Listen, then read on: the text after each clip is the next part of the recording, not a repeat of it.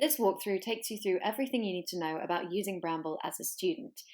Now, before you start, all you need to connect to Bramble is a computer, a working microphone. We always recommend using headphones if you can, as this is a great way to cut out any background noise, and the Google Chrome browser.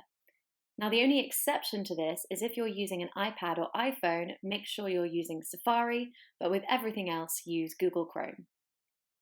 The very first thing that will happen will be your tutor sending you a room link that will look something like this. All you need to do is click it once and you'll be taken straight to your Bramble classroom. On the welcome page, you'll be asked to submit your email address. Now, this is important as this will be the same address you register for your My Bramble account with, and it will be where all your session recordings are sent to. Once you click enter, you'll be taken to the speaker test, just to check everything is up and running as it should be. Simply click on the animal noise you can hear to join with voice. You can also choose to join without voice at this stage. Now, you'd only do this when you're entering the room to work alone or if you're joining with a second device. But in this case, I want to join with voice and I can hear a cat meowing, so I'll click on the cat picture to be taken through to the next stage. You'll then be asked to check your microphone. Now, you can check your microphone and camera are allowed by clicking on the mic icon here or in the padlock on your address bar. You can see the mic is working as this middle circle will illuminate when you make noise.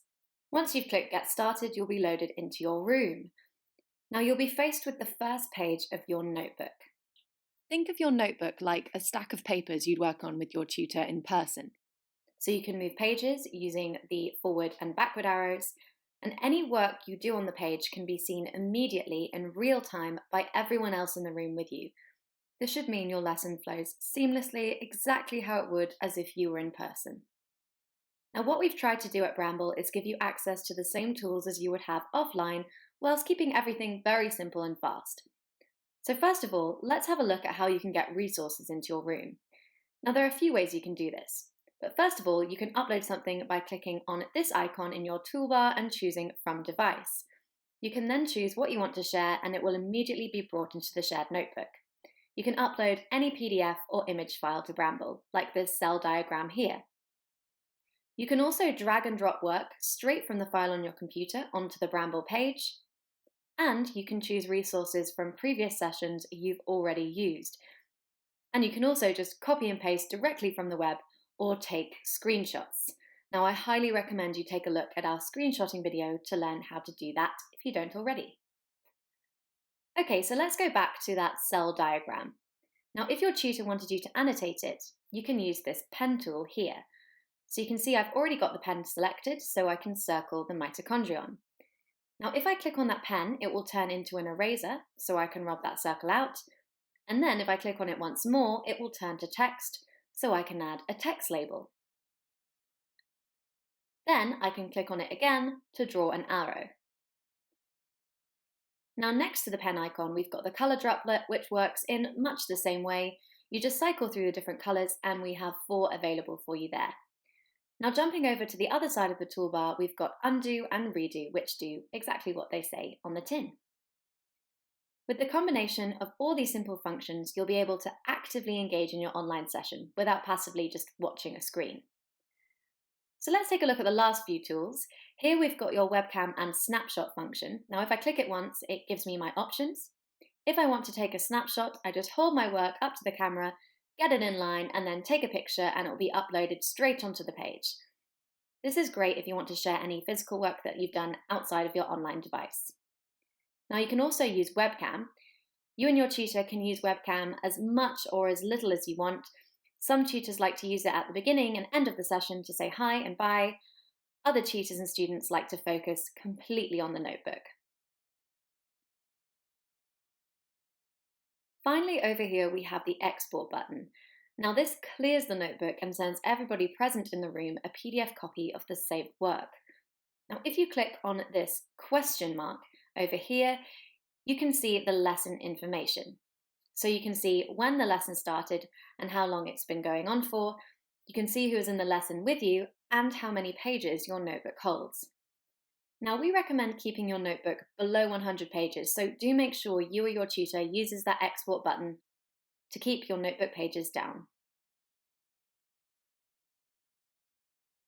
After your first session on Bramble has finished, you'll receive an email from us to create an account. All you need to do is click on this button and follow the instructions to get your account set up. Once your account has been created, you will see a page that looks like this. This is your sessions page and is where all your session recordings are automatically stored. Each card you see here represents a single session and shows you the lesson information, including the date, time, session number, and email address of each participant. The synopsis you see here is generated according to the most discussed term in the session. So it means at a glance you can see what that particular session was about and what was discussed, and it also reminds you of the extensive content you have learned. Now, our new smart technology should automatically assign your session a subject, but you can also choose your own here or change it if you need to. Now, if you just want to see the visual material of a lesson, so say for example this English literature session down here, you can view and download a PDF copy of the work covered just by clicking on the little PDF icon. It will then open up for you in a new tab. You can play back a full recording by clicking on the play button here, and the recording will start from as soon as the second voice is joined and your lesson begins. Postmodernist literature contains a broad range of concepts and ideas that include responses to modernism, so what we saw in the last slide, responses to technological advances. Obviously, this was starting to happen around the 60s, which is when postmodernist literature came. We've introduced smart playback, which is symbolized by this brain icon. When enabled, it detects any silences and pauses in recordings and skips through them without missing any of the content on screen. You can click on it again to disable it if you so wish, and you can also speed up and slow down the recorded voice. Lesson recordings are a great addition to your learning experience, but they're not enough on their own. Realistically, how likely is it that you're going to go back and listen to all your lessons again all the way through?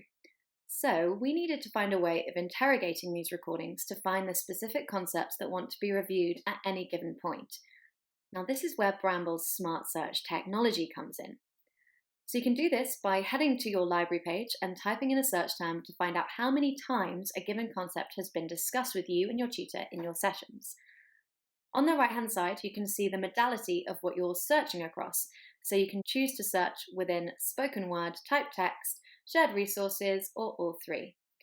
Guided autocomplete makes it easy for you to explore and find different concepts. You can either click on the highlighted section of the lesson you want to listen back to, or you can choose a specific resource relating to that subject.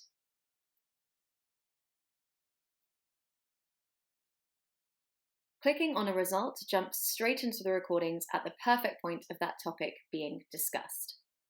So there's a part in the cell called the ribosome that the protein is made. So in order for the DNA to get from the nucleus to the ribosome, it has to transport. The way it does that, the way the cell does that is by turning DNA into RNA. And then the ribosome comes along and reads the RNA. If you want to find out more information about how to use Bramble, you can subscribe to our YouTube channel and watch our more specific walkthrough videos there. You can also go to our help centre at bramble.io.